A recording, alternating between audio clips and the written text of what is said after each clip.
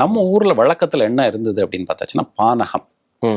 பானகம் அப்படிங்கிறது வந்து புளிப்பான ஒரு பழமோ அல்லது புளிப்பு ஏற்படுத்தக்கூடிய நெல்லிக்காய் மாதிரியான ஒரு காயோ, அது கூட கொஞ்சம் வெல்லம், சுக்கு, ஏலக்காய் இதை போட்டு கரைச்சு செய்யக்கூடியது ஒரு பானகம்.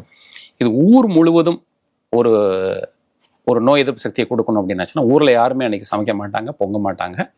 ஊர்ல பொதுவாக இருக்கக்கூடிய ஒரு இடத்துல இந்த பானகம் தயாரிக்கப்படும், விநியோகிக்கப்படும், சரியா கொடுப்பாங்க. பானகம் தான் சிறந்தது. ஜூஸ்னு மாடனா நீங்க சொல்லிக்கலாம். ஆனால் எலுமிச்சை சாறோ அல்லது நெல்லிக்காய் சாறோ பனை வெல்லம் கலந்து ஏலக்காய் சுக்கு போட்டு கலந்து, இது ஏலக்காய் சுக்குலாம் பார்த்தீங்கன்னா அகட்டு வாய் அகற்றின் பேர். ரொம்ப நேரம் நம்ம பசியோட இருக்கும்போது அகற்று வாய்னா வயிற்றில் தங்கி இருக்கக்கூடிய காற்றை வெளிப்படுத்துவதற்கு சுக்கு ஏலக்காய். அடுத்து நம்ம சாப்பிடக்கூடிய சிறந்த உணவை செரிமானம் பண்ணுவதற்கு சுக்கு ஏலக்காய் உதவியாக இருக்கும். உடம்புல இருக்கக்கூடிய அந்த லோ சுகர் லெவலை சரிப்படுத்துறதுக்கு அந்த வெல்லம் உதவியாக இருக்கும். இந்த பானகத்துல இருக்கக்கூடிய புளிப்போடு சேர்ந்து செய்யக்கூடிய அந்த அமிர்தம் அப்படிங்கிறது குடல் வயிறு பகுதிகளில் ஏற்படக்கூடிய அந்த கழிவுகளை வேகமாக நீக்கிறதுக்கு உதவியாக இருக்கும். ஒரு அருமையான கலவை.